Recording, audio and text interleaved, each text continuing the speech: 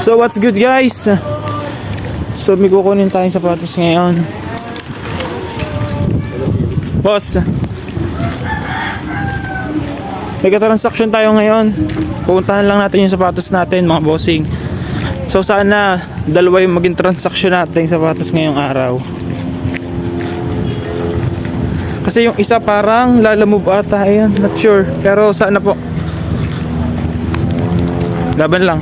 Ay pagpasensyahan nyo na ho ang aking boses at kakagising ko nga lang po sa pagkakataong iyan ay talaga namang pagka-message ni Bossing ay agad na tayong lumarga ay hindi pa nag-aalmusal ay arena ay shoutout din sa ating tricycle driver na tayo pinasabay ay salamat po at kayo mag-iingat. Ay di pagdating po natin din sa ating pagkukunan ng sapatos ay ito ang hinahanap ko ay medyo may kabat baka nga nawala na ay ganyan kasi minsan ay misi nakabayad na yung ating buyer tapos pagpunta ko din ay wala na pala ay di iyon binabalik na lang ulit natin yung bayad. Ay all goods naman at nakita agad natin bali dalawa ang ating kukunin din at pares na nga rin may buyer ay di ang bayad po na re ay kapag tayo nandoon na sa may JNT ay saka daw po sila magbabayad. Ay ari nga po at tayo papunta na po din sa may JNT at dyan nga po tayo magpapashape. Ay diyan nga po iyon malapit po sa may monumento. Ay ari nga din po tayo sasakay sa may likod ng McDo diyan.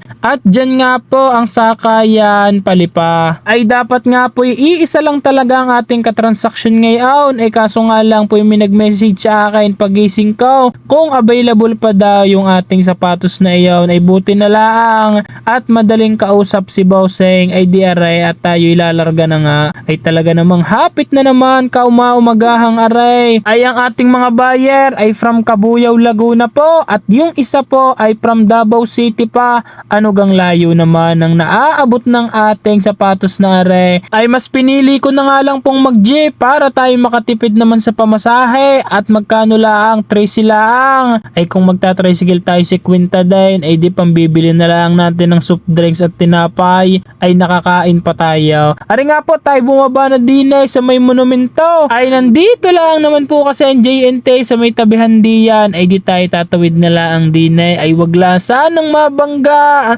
para naman tayo makapal daw ngayong araw. Ay dapat nga po may basketball tayo kaninang umaga kaso nga lang ay dapat unahin na rin ating business. Syempre ay mas mahalaga aray ay doon isasakit ang ating katawan ay di na malalaman na ng ating bulsa. Ay di at nag-video call na din nga po kami ng ating buyer at siya nga daw po ay magbabayad na din. Ay pinakita ko na nga rin po sa kanya kung paano po pinrases yung kanyang shows ay sa tunay po kasi pag sa dami din pong bogos na seller ngayon ay di para naman safe din po yung ating buyer sa atin. Ay di after po noon ay ari naman po ang ating inasikaso aring buyer natin from Cabuyao, Laguna at ari nga po yung nabili sa ating yung Mizunong iyan at tuong gagamitin daw niya sa Saturday at sana daw ay umabot sa kanila ay magkakaroon nga daw sila ng league ng volleyball. Ay naalala ko lang po nung ako'y nagsisimula pa sa ganitong business